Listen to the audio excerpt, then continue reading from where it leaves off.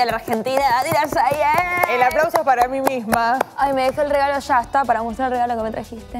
Bueno, ¿querés pararte y molestar a todos? Pero no, pero me da muchas ganas. Nos gusta la próxima. Bueno, la próxima. Me trajo un regalo divino. Ya queda medio tarde la próxima igual. ¿Viste cómo es el mundo ahora? Que todo... Sí, todo es ya. Todo es ya. La semana que viene yo ya no voy a tener la sensación que tengo ahora de frescura, renovación. Ay, ¿cómo estás con eso? De charlar. ¿Cómo está lo que es tu cansancio mental? No, estoy como si hubiera vuelto a cero.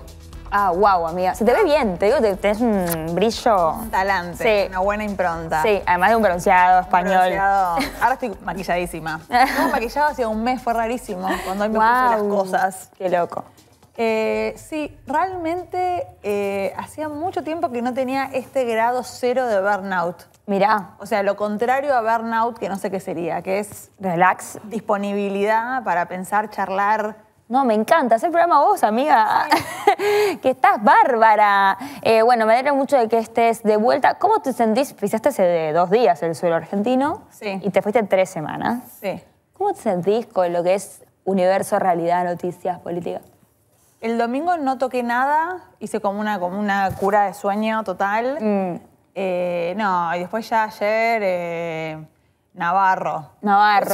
Pagni. Sí. Las cosas de todos los días. Ya todo. Pero a nivel emocional estás como... Pues yo me la paso llorando últimamente, vamos a hablar del tema en un rato.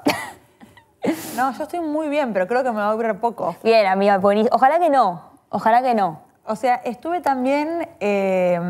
porque la socióloga no se apaga nunca. Claro.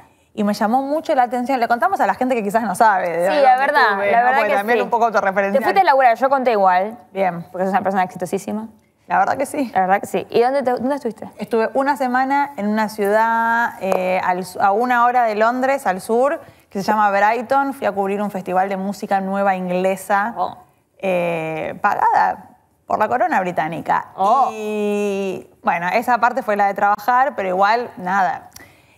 Me pasó una cosa muy loca que no pasa nunca, que es que estuve concentrada en una sola cosa durante una semana entera. Claro. No había ningún multitasking, solo estaba preocupada por ir a ver esas bandas, no sé qué, como Tucu. Me fui con mi compañero, con Maxi Martina, mi compañero de programa, no mi compañero de vida. Claro. La pasamos muy bien, reímos, se hizo el contenido. Pero decía esto de que la socióloga nunca descansa porque percibí como otra forma de lidiar con la realidad. Ok. Que es nada, es un poco lo de viajar, ¿no? Ver... ¿Propia o en el entorno que habitaste? No, en el entorno. Ah. Yo tardé un montón en salir de ley. Sí, de eso. Bien. Pero nos pasó una cosa con Maxi muy graciosa, que es que al día, ponele 4 de estar en Brighton, no sé, apareció un argentino, no me acuerdo cómo, o un chileno, como alguien latinoamericano con quien hablábamos en castellano, y nombró a Milei. No. Nosotros como, trauma, ¿no? No, pero como una cosa, hacía 4 días que no hablábamos de Milei, qué espectacular. Claro, wow. No. Y fue muy fuerte eso, como de no hablar realmente por 4 días enteros de Milei y como la sensación de cómo había desaparecido eso de nuestras vidas. Y después en términos generales vi eso un poco como de que a mí nunca me había pasado de volver y realmente notar una angustia social. Fui al súper. Claro. Mi casa estaba completamente deshabitada a nivel comida. Fui al súper el domingo a la tardecita. Sí. Uf, claro. Te sumergiste derecho en lo que es el clima argentino. Sí. Y porteño también, hay que decirlo, ¿no? No, y estuve viajando, porque obviamente aproveché el pasaje que me pagó la reina, abrí el pasaje y estuve viajando un poco. Para algo trabajamos. Pero claro, y no, varias cosas que noté. Primero, que la Argentina es carísima a un nivel demencial. Bien. Y que toman nota en caso de Rosada. Y que eso no hay manera de que se sostenga, digamos, es un delirio. Claro. Igual sentís que estamos muy acostumbrados a eso, pero bueno. Sí, pero estar un tiempito afuera hace que parezca mucho peor. Claro. Como a mí ya me parecía un desastre, pero ahora me pareció como una locura total. Es mucho más caro el supermercado argentino que el supermercado en Londres. Claro. Es una de las ciudades más caras del mundo. A mí lo que me parece más caro, y se relaciona con lo que vamos a hablar en un rato, le cuento a la gente, para que se queden ahí, porque las aventuras de Daniela son bárbaras igual, que un poco este gobierno llegó a la Casa Rosada preanunciando que hacía falta un ajuste, ¿no? Sí. Una especie de garantía de la crueldad, ¿no? Como, Sí. bueno, se viene un momento de mierda, bánquensela. Sí. Y en realidad vos después das 2 pasos fuera de lo que es tu mirada micro Sí. y tomás perspectiva, por ejemplo, viajando afuera, a mí no me Sí. pasó, pero te está pasando a vos, y decís, che, pero la gente no vive así, No. es mentira que acá estamos mejorando gracias al sufrimiento, y es mentira que estamos viviendo como viven en los países en los que siempre aspiramos de ninguna ser. manera. Y después hay unas cosas que yo estuve primero una semana en Brighton cubriendo el festival, después fui una semana a España como de vacaciones, y después estuve una semana en Londres, en la casa de una de mis mejores amigas de la infancia que se fue a vivir a Londres hace 10 años. Con mi amiga y con otra amiga mía, 2 amigas de la infancia, o sea, 2 Claro. pibas argentinas Que están allá. que viven allá hace mucho. Me pareció muy loco varias cosas. Primero, las conversaciones que ellas tienen, las cosas de las que ellas charlan, el tono de la conversación general es un tono como amable, que en la Argentina perdimos, claramente. Claro. Como, Wow. eso por un lado. Por otro lado, la presencia del Estado en sus vidas. Wow. Estaban en una de mis amigas se acaba de mudar o algo por el estilo, está viendo si se muda, bueno, esa cuestión, y cómo el Estado aparecía en cada uno de los pasos de su alquiler. No, wow. Primero. Es un sueño algo de esta cosa. Primero, alquileres regulados. Claro. Segundo, tarifas y cosas que se pagan en función de tus ingresos, en función del barrio, en función de tu clase social. Claro. Y después, presencia del Estado hasta en las cosas más mínimas, como por ejemplo, les dan las bolsas de basura. No, ¿cómo? Eso, les mandan a sus casas bolsas de basura, las de reciclar, las de la basura orgánica, no sé qué. Después les mandan también, como el Estado municipal, les manda tipo cosas para la casa que tienen la posibilidad de pedir y les mandan por correo. No, tipo es una una locura. jarra para el agua. ¿Qué? No lo entiendo. O sea, no entiendo cómo hay alguien que está diciendo una lista de, bueno, estas cosas sí se pueden pedir. Sí. Tiene derecho un ciudadano de Inglaterra a Sí. tener una jarra de agua en su Después, otros problemas que tienen con que su sistema de salud es un desastre. Mis Bueno. amigas estaban intentando ir a la ginecóloga, muy difícil ir a la ginecóloga.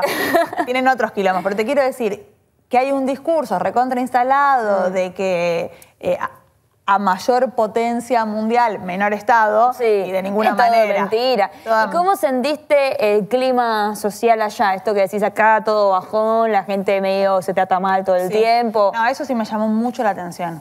Sobre todo porque si yo hubiera estado con gente gringa, bueno, es todo como... Claro. Pero estuve con gente argentina. ¿Y? Y un tono de conversación muy optimista, muy alegre, muy Claro. como de una preocupación por el otro que yo creo que perdimos. Pero y eso me llamó mucho la atención. Como, ¿viste cuando venís como una cosa muy áspera y alguien te hace una caricia y es como, Ay, te conmueve? Llorás. Llorás. Te largo a llorar. Un poco eso. Claro. Como que, y las vi a ellas interactuar con sus amigas, ¿no? Como estuve ahí un poco viviendo sus vidas. Claro, sí, sí. Y nada, hay algo de un trato amable, de un trato empático, que es una palabra que como que la hemos dicho tanto que ya ha perdido un poco el sentido, pero me parece que vale a los fines de esta comparación. Eso, ¿no? Como que aparece esa empatía, aparece un... Incluso, no voy a decir cariño, quizás es un montón, pero incluso en el transporte público, como Buena onda. un grado de como preocupación. Bueno, los británicos tienen una cosa como bastante de los buenos modales, Claro. que es un poco... De la tolerancia, ¿no? Como... Pero como una cosa medio corrida y muy como Claro, medio, ya medio demasiado. caricaturesca de la cantidad, de todo el perdón, de todo el sorry que se Claro. piden en todo el tiempo.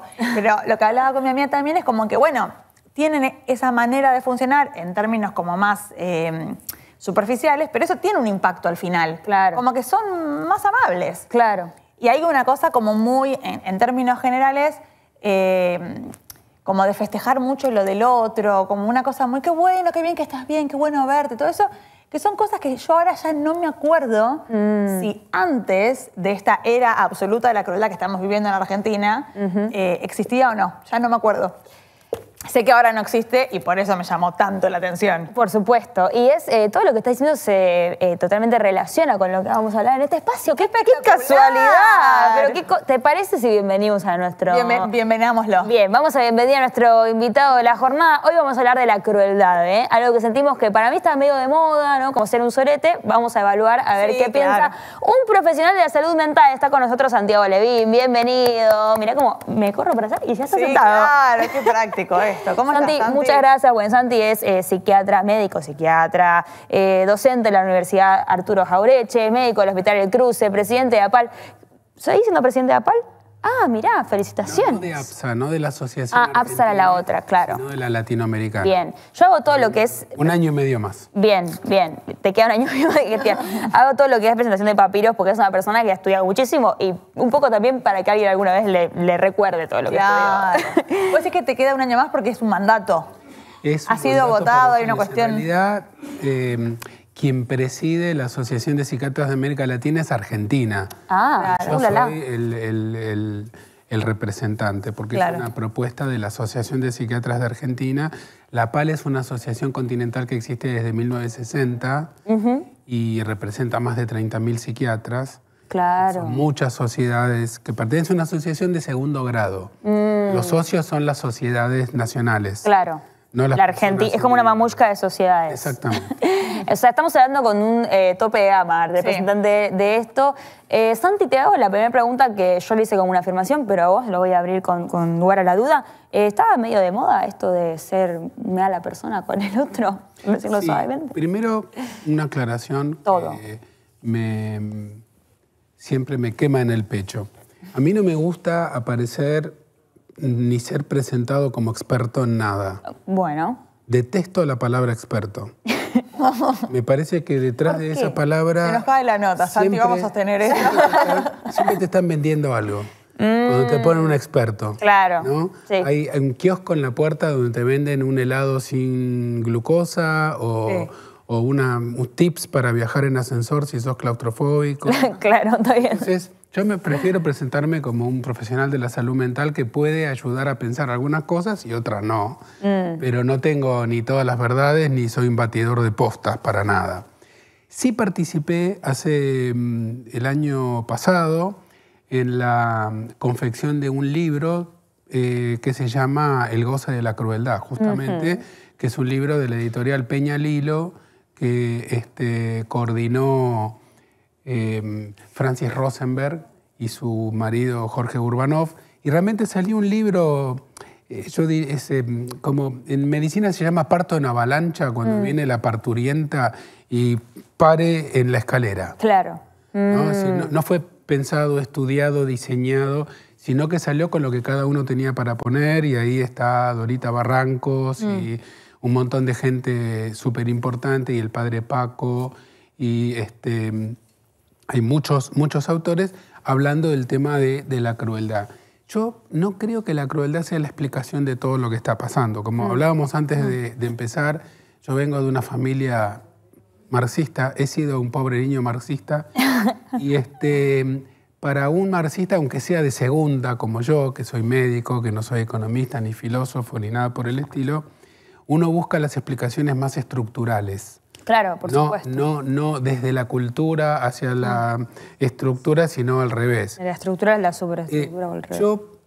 Lo que yo creo que está sucediendo en este momento es una brutal redistribución de la riqueza, de la peor calaña que existe, y que la crueldad, es decir, el desprecio total por la subjetividad del otro, es un instrumento.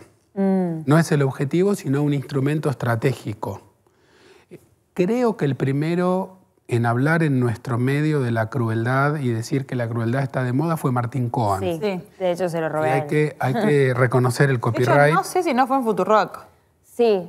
Puede ser que haya sido en la Futu, y hay que reconocerle que realmente él es un intelectual de verdad, no como yo, y un tipo que siempre hay que escuchar. Yo recuerdo muy especialmente su defensa enardecida del número 30.000 en un programa de los 30.000 desaparecidos, de por qué el número y por qué se defendía ese concepto. Y creo que él puso la palabra crueldad sobre la mesa. Tampoco inventó la palabra crueldad, pero la puso sobre la mesa. Punto 1. Punto 2, siempre me negué a hablar de la locura del presidente Milei, porque nosotros los psiquiatras y los psicólogos nos pasamos la vida defendiendo el derecho a la singularidad, y en todo caso el problema con este presidente no es su psicopatología, sino su crueldad o su hijaputez, o las políticas que implementa y que van en contra de todo lo colectivo, de la salud, de la educación, de la ciencia, de los derechos básicos mínimos, y sobre todo en contra de porque el fascismo, no me meto a discutir con la filosofía de los sociólogos. Con los sociólogos el concepto fino de fascismo, pero la gente de derecha y ultraderecha, uno de los elementos que más combate y que más le molestan y que justamente más los preocupan es la diferencia. La diferencia, lo que nosotros llamamos la alteridad, ¿no es cierto? Claro. Entonces, todo lo que ataca a el derecho de ser uno mismo, de ser diferente en el sentido de ser uno mismo, es lo que podemos definir como la crueldad. Y lo que vemos es lo que está pasando en este momento en ex Twitter, que es esta homogenización de el pedorreo facho constante, donde son todos iguales, ya no sabés quién es quién, porque dicen exactamente lo mismo, se disfrazan exactamente de lo mismo, es una especie de cosplay de hija de putés. Sí. No, que pensaba en esto, hacías como una caracterización de Milei y su entourage, digamos, quienes ocupan posiciones de responsabilidad y gestión en este gobierno, pero a mí, en términos como más personales, me preocupa más lo que está sucediendo un poco más capilarmente. O sea, yo creo que la crueldad está de moda, real, como dice Martín Cohen, pero sobre todo en las capas más bajas. No socialmente, sino como está muy como masificado y muy instalado que ser un forro está bueno. A mí eso me preocupa mucho, como que yo creo que ahí hay una construcción de subjetividad distinta. Yo tengo un sobrino de 20 años y antes de un poco de las elecciones fui a una reunión con mi sobrino y todos sus amigos varones de 18, 19, 20, y las cosas que decían esos pibitos que nunca habían salido al mundo... ¿Qué, por ejemplo? Como que la gente... Sí, ya sé dónde vas.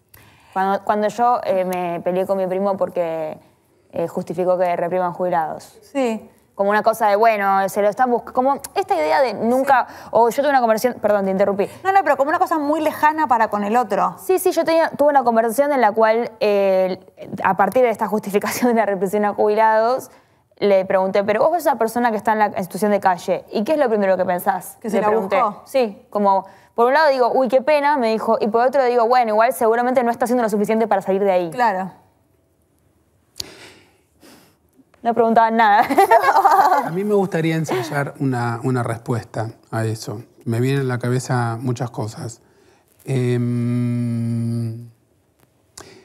pienso cómo fueron, digamos, esto que siempre dice Álvaro García Linera, ¿no? Cómo la militancia política por un mundo mejor es un camino en serrucho que tiene una ida y una vuelta y caerse y levantarse y como la ola del mar que va para allá y viene para acá. No existe absolutamente nunca nada que esté garantizado para siempre como una victoria permanente. Dentro del sistema capitalista existen, y me parece que esto es muy importante decirlo de vuelta, existen poderes muy concentrados que tienen muy estudiado, mucho mejor que nosotros, este asunto de la subjetividad. Hubo una época en la década del 60 en donde la subjetividad era nuestra como concepto, en donde la construcción del hombre nuevo, del Che Guevara y de la solidaridad y el amor por el otro y el amor por la diferencia formaban parte también del psicoanálisis como discurso progresista y de transformación, y de la política por el otro, y de la idea un poco exagerada, pero muy hermosa del sacrificio por el otro.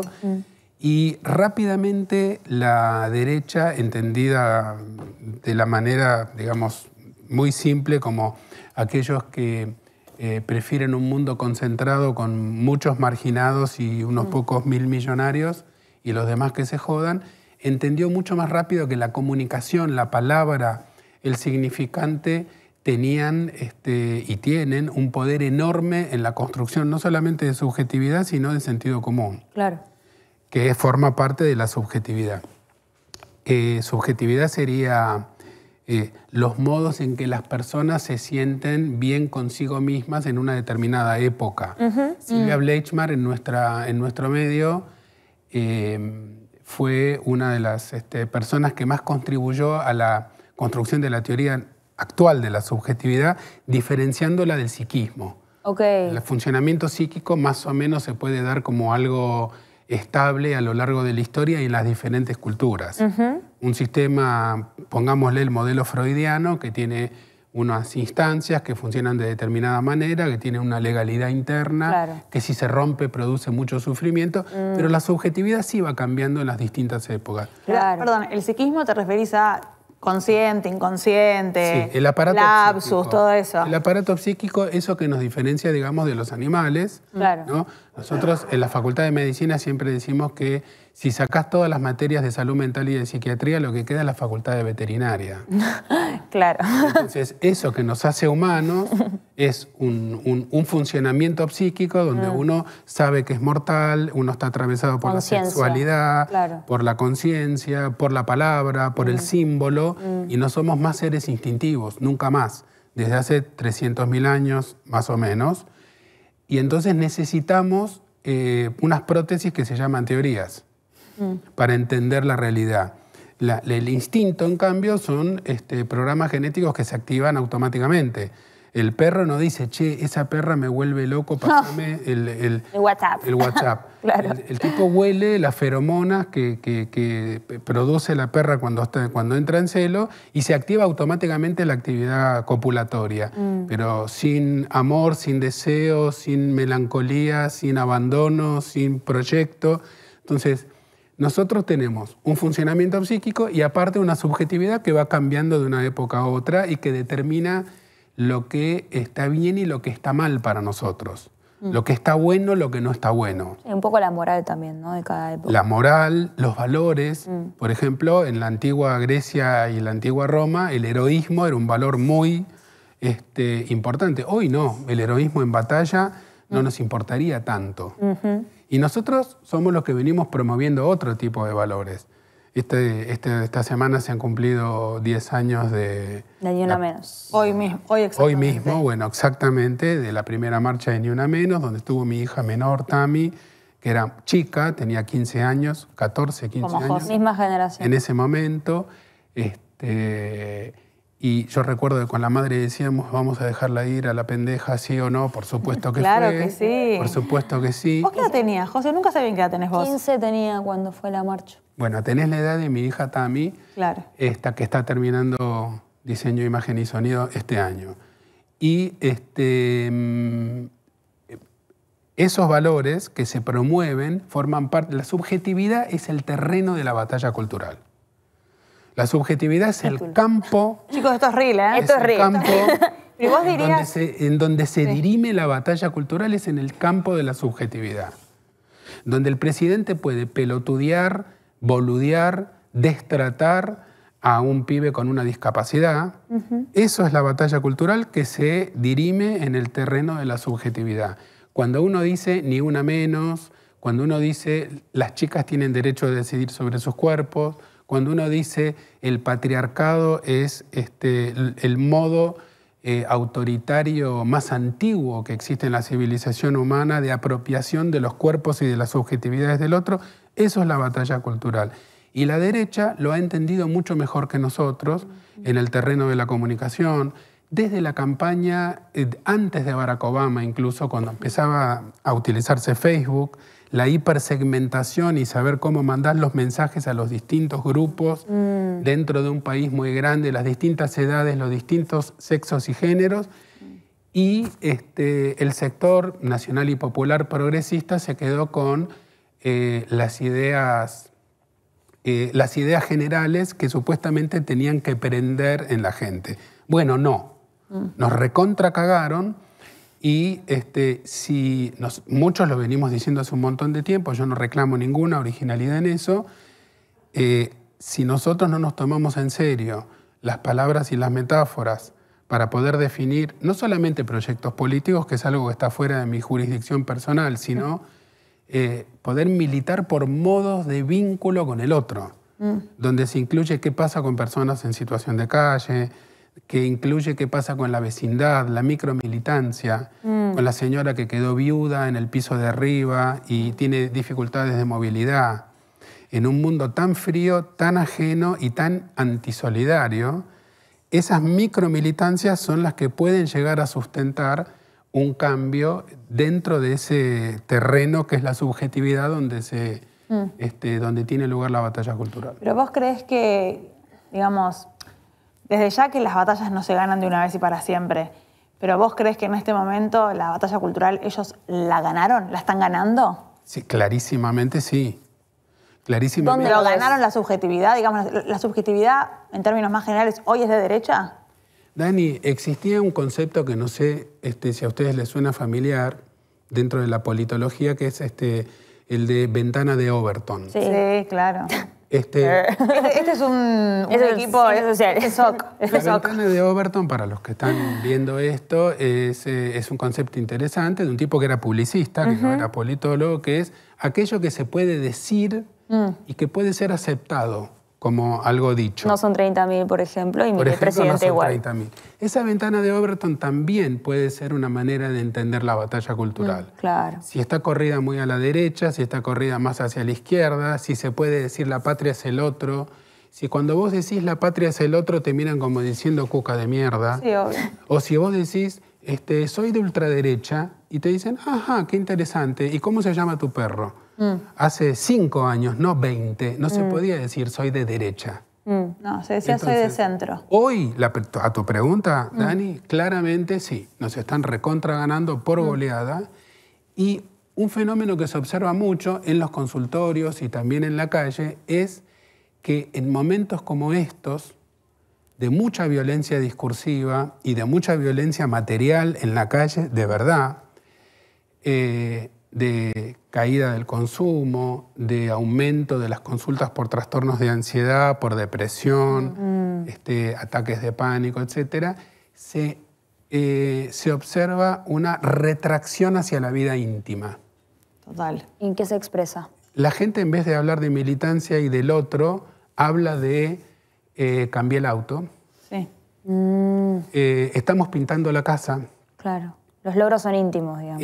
Cambié la parrilla que se me estaba cayendo, entonces hicimos otra, vino un albañil, me ayudó, tiene un tiraje buenísimo, no sabe los asados que estoy haciendo. Ahora, quiero decir esto muy claramente. ¿Esas son boludeces? No. No son boludeces. La vida cotidiana está hecha de esas pequeñas boludeces que tienen la máxima importancia. El problema es cuando la vida queda ahí. Claro.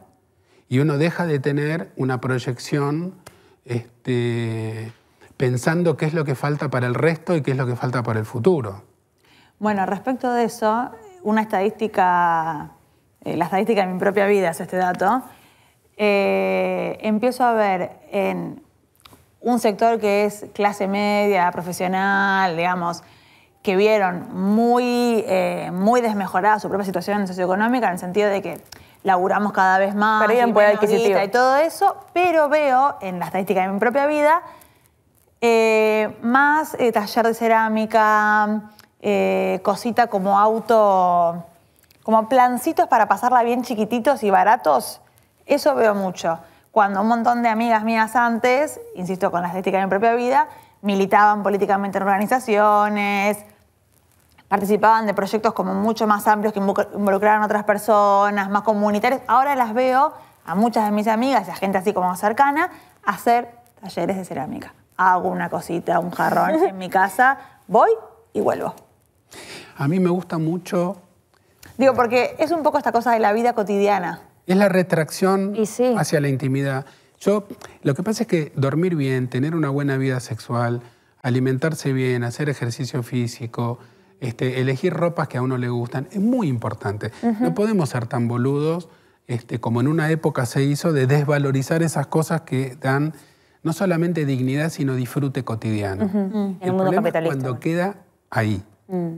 Yo siempre tengo presente esa metáfora, un poco de Asimov, un poco de Carl Sagan, que es la de él antropólogo de Marte, como si viniera un antropólogo extraterrestre o un sociólogo extraterrestre en un plato volador. De paso le cuento a los que están mirando esto que si estuvieran los extraterrestres aquí no los podríamos ver. No es que vamos a ver un plato volador haciendo así. Si tienen una tecnología tan avanzada, van a hacer perfectamente lo posible para parecerse al obelisco o algo así para que nosotros no lo veamos. Uy, mira, un extraterrestre. Me gusta que meta de pronto esto, pero, Santi, como... Pero está bueno, para mí está clarísimo eso. No es que te va a venir caminando y te va a decir quiero hablar con su líder. Claro. En algún lado estarán, supongo. Pero digo, si viniera una civilización muy avanzada y estuviera mirando este pequeño planeta azul desde arriba, diría, qué mal que la están haciendo estos tipos. Qué mal que la están haciendo pelota al planeta, teniendo... Ustedes saben que se mueren 5 millones de niños menores de 5 años cada año por falta de alimento. 5 millones. Una pandemia de coronavirus por año de niños chiquititos que se mueren porque no tienen para comer. Hay una parte del mundo que no puede comer. Tenemos una crisis no solamente climática, sino también demográfica. Nunca hubo tantos seres humanos como en este momento en el planeta, y incluso en los países desarrollados, como contaba antes Dani, los sistemas de seguridad social están en crisis total, porque la relación entre jubilados y trabajadores activos es cada vez más desfavorable.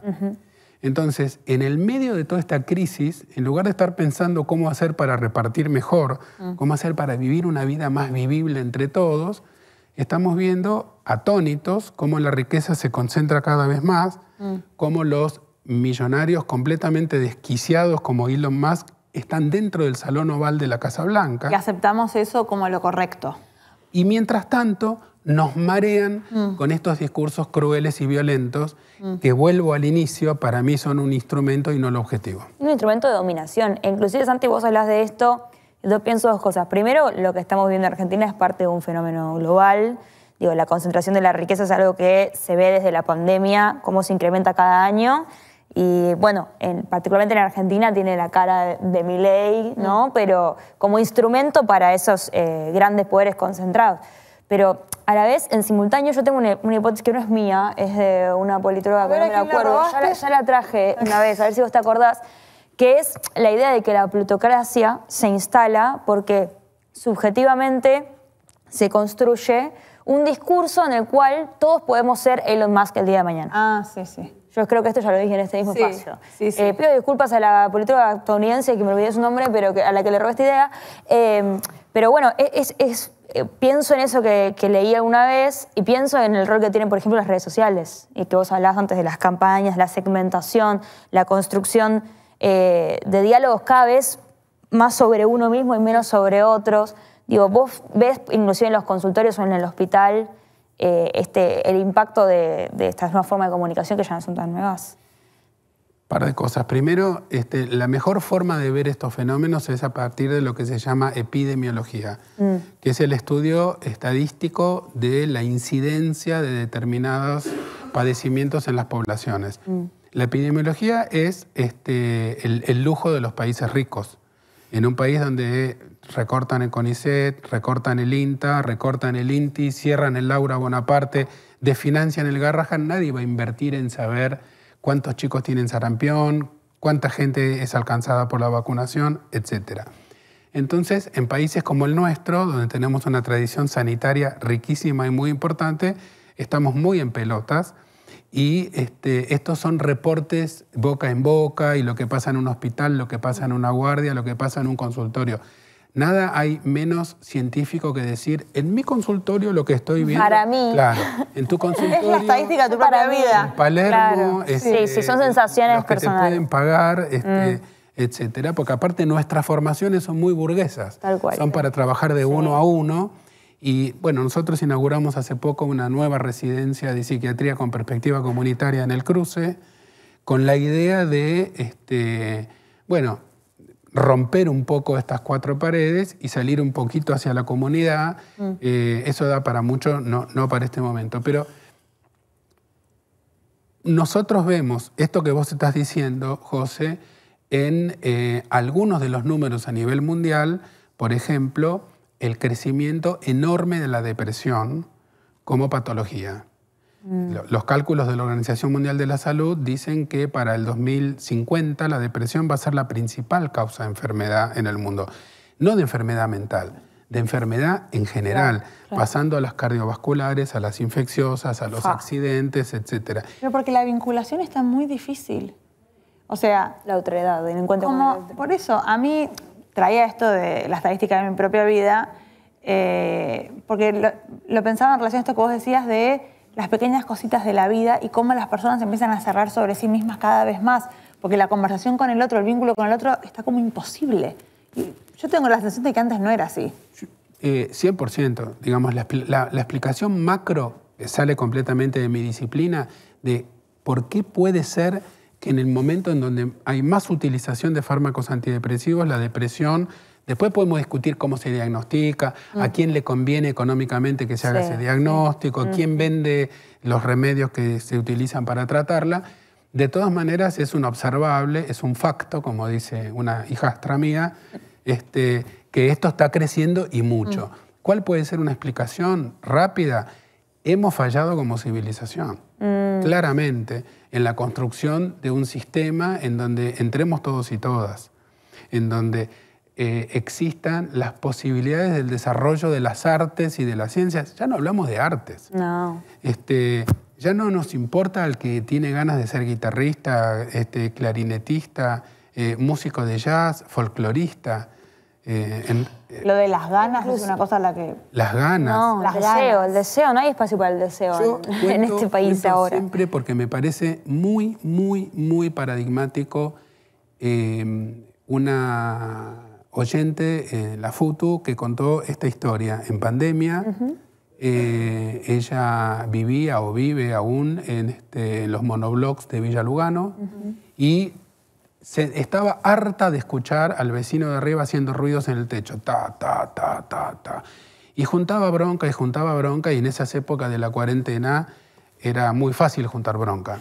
Claro. Por cierto, la pandemia y la cuarentena también la tenemos que incluir en esta ecuación cuando vamos analizando el crecimiento de las ideas individualistas, crueles, violentas y fachas.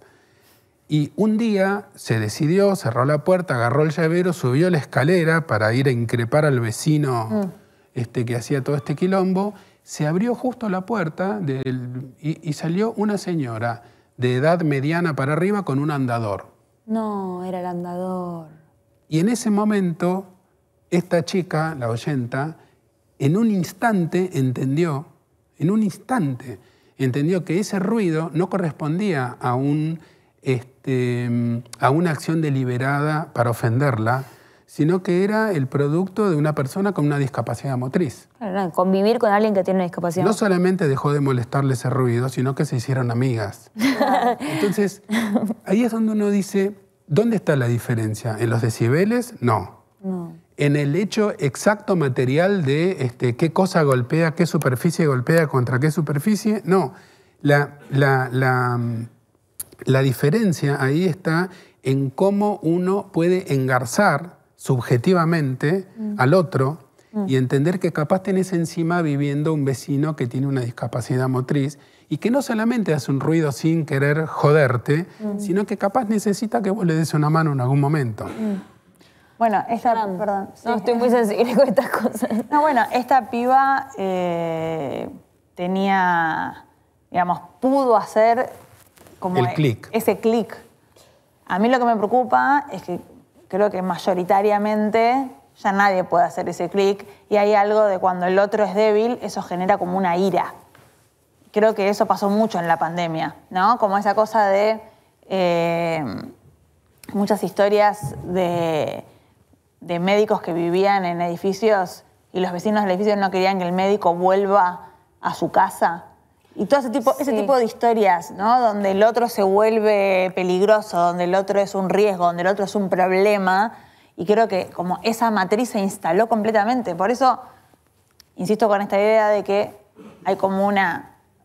Dos microcosas sobre eso. Una, fíjense No, 4 microcosas sobre eso. Una, fíjense, los contenedores de basura de la ciudad de Buenos Aires, que les han hecho una modificación para que la gente no pueda entrar adentro. Bueno, es que... 1. 2, el ex jefe de gobierno de la ciudad de Buenos Aires diciendo que hay olor a pis. Hay olor a pis porque hay gente en situación de calle, la puta que te parió. Sí. No es que hay olor a pis, no solamente porque Jorge Macri limpia todo mal, sino porque está lleno de gente que no tiene techo y no tiene baños. 3, hubo una época en donde había carteles que decían, si ves algo sospechoso, llama a tal teléfono. Sí. Eso lo sacaron. Y 4 me olvidé, pero lo que quiero decir es, para combatir esto que vos estabas diciendo, Dani, programas como este, no sé si la palabra programa es un poco anticuada. Esto es un programa, ¿eh? Programa como este es... Para mí es medio un podcast. Yo también le digo podcast. Yo le digo... Sí, no sé, yo digo, mi abuela hubiera dicho emisión. Emisiones como este. Programas como este o eventos culturales como este son fundamentales porque ahí es donde, no solo allí, pero también allí es necesario dar esa batalla cultural y no dejarse ganar el sentido. Nosotros, si hay olor a pis, el foco no está en el pis. El olor a pis está producido por una sustancia que está en la orina humana y que es la urea, que es una proteína que tiene ese olor y está fabricada por sistemas urinarios de personas en situación de calle. Claro. El que tiene un baño limpio, con lavandina, con un bidet, con un inodoro y con una ducha con agua caliente, no necesita hacer pis en la calle. Entonces, eso lo que está indicando es otra cosa.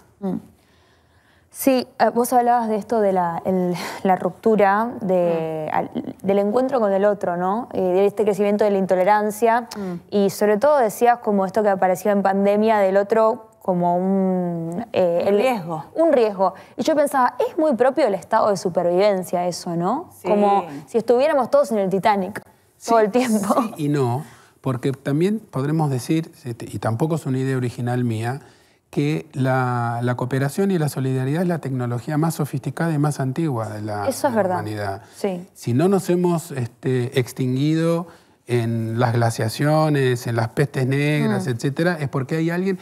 Hay una anécdota muy, muy conocida, muy de Wikipedia, discúlpenme, Margaret Mead. Margaret Mead fue una de las antropólogas de principios del siglo XX más famosas. En épocas en donde la antropología estaba virando de ser una ciencia para conquistar al indígena claro. a ser una ciencia del estudio de la cultura humana. Y una estudiante en una conferencia le preguntó cuándo comenzó la solidaridad. Y ella dijo, un día encontramos un fémur con una fractura consolidada, correspondiente a 250.000 años atrás, según la datación arqueológica, más o menos.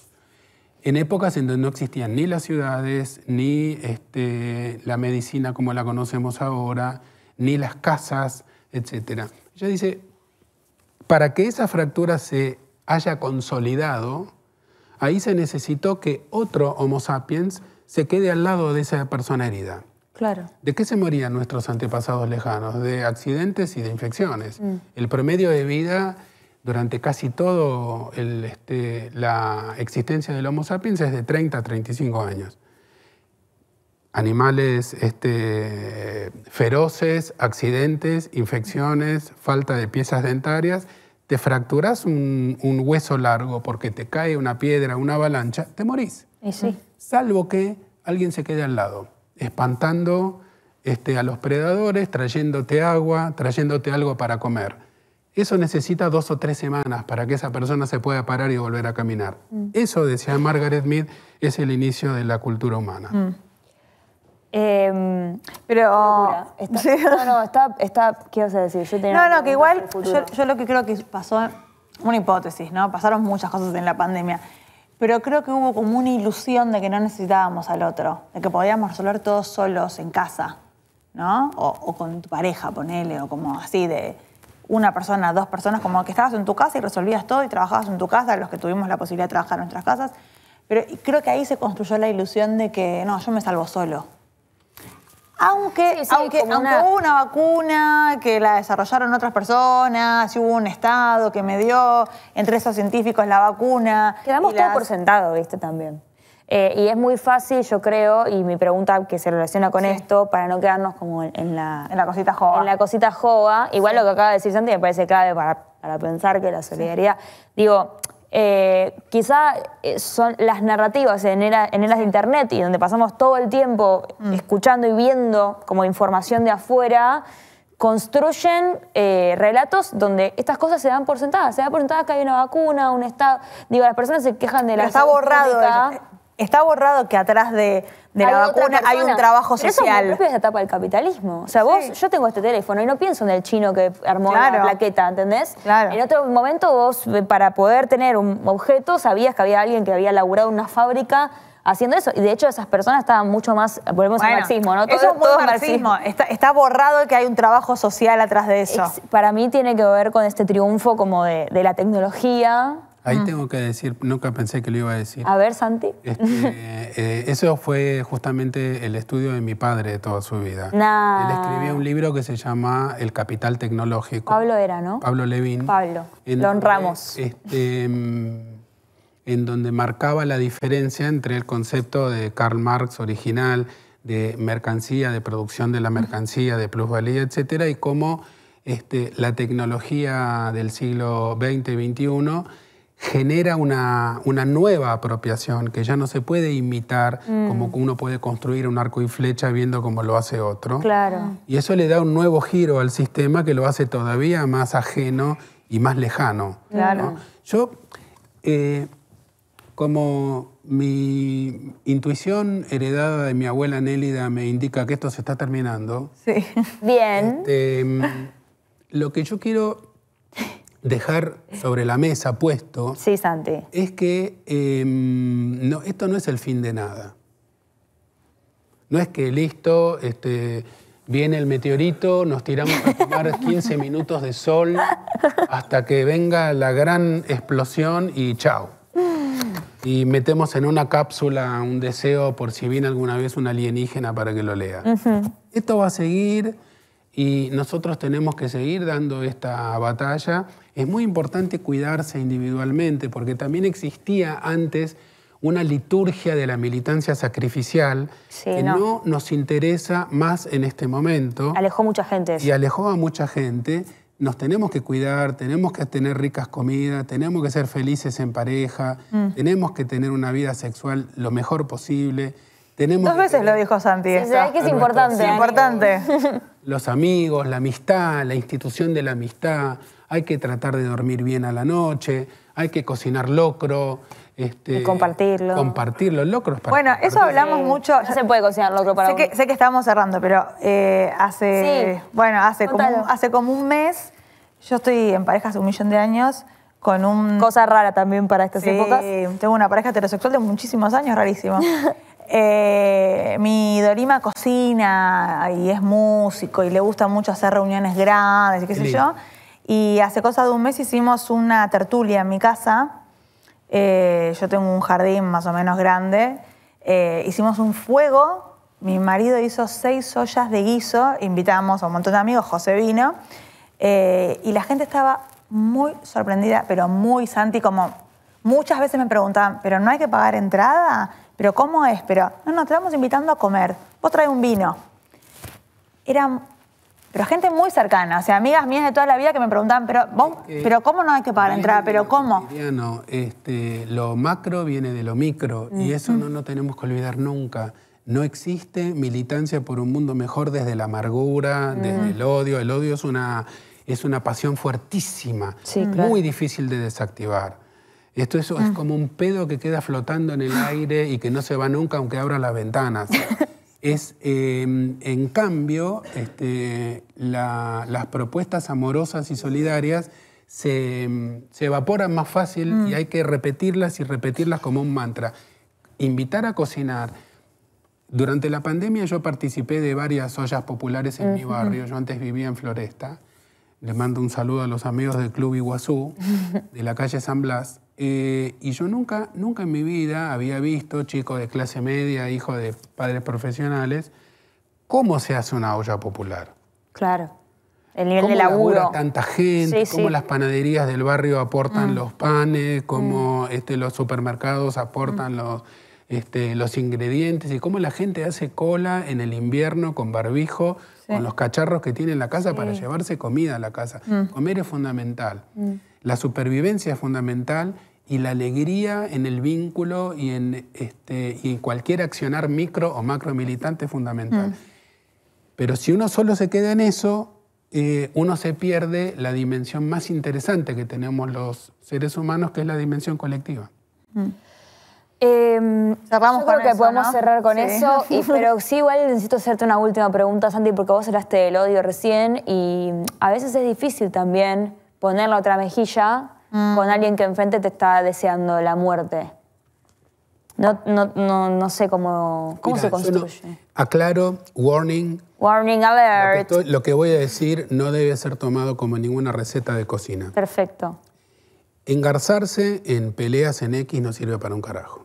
Salgan a vivir, loco. Yo no estoy más en Twitter, es horrible. Carajo. Bien. Sí es importante aprender de política. ¿Y cómo se aprende de política? Leyendo historia. Entonces, el concepto que tantas veces repitió Néstor Kirchner de la correlación de fuerzas es muy importante. También hay que leer El arte de la guerra de Sun Tzu y también hay que leer un montón de cosas. Hay que leer. Es importantísimo leer. Lean. Es importantísimo leer. Salgan de Twitter y lean. Hay que leer cómo hicieron los antepasados con estas cosas. Eso es verdad. Eric Hobsbawm, el historiador inglés, que murió hace pocos años, centenario ya, decía que la historia es hablar de los problemas del presente con ropajes del pasado. Entonces es importante leer un poco de historia. Los imperios existen desde hace milenios, el autoritarismo existe desde hace milenios, la injusticia social también, el patriarcado es de las formas de dominación más antiguas que existen, mucho más antiguas que el capitalismo. Y aparte hay otra cosa que hay que hacer además de leer, que es no olvidarse de uno de los superpoderes que tenemos los seres humanos, que es la imaginación. El día que vos te levantes y no te puedas imaginar un mundo mejor en tu cabeza, imaginado, ¿cómo me gustaría a mí que fuera mi barrio para que nadie tuviera que vivir en la calle? ¿Cómo deberíamos vivir para no contaminar el mundo? Lo estoy diciendo en términos de colegio primario. Sí, pero... ¿Cómo deberíamos llevarnos para que no exista el bullying escolar? El día que vos te levantes y pierdas esa capacidad, ya no sos más un ser humano. Ahora sí, me parece, ¿no? Podemos cerrar. Vamos a dejar acá. Perdonen pero me parecía pertinente hacer esa pregunta, porque es algo que también ellos quieren, y digo, a veces trazar la línea de ellos, pero digo, hay quienes quieren que nos odiemos.